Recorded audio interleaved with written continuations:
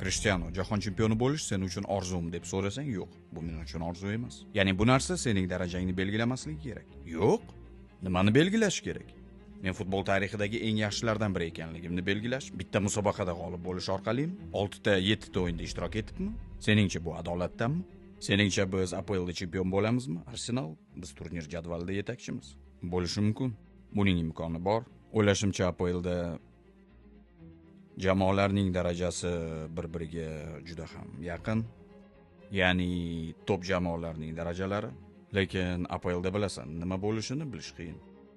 Bu juda ham qiyin va murakkab chempionat. Lekin Manchester United chempion bo'la olmaydi, bu aniq. Sababi ochkolar bo'yicha farq ancha katta. Endi bo'lishi mumkin, lekin men bunga ishonmayman.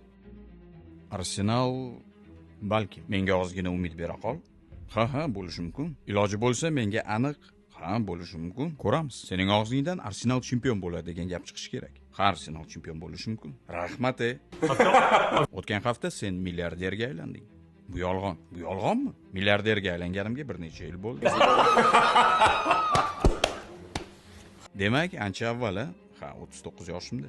Buni qanday qilib bilding? Kimdir aytdimi? Pirs qancha pulim borligini bilaman-ku. Aniq qanchaligini bilasan-a? Albatta. Endi 100% shuncha deya olmayman-ku, lekin ha.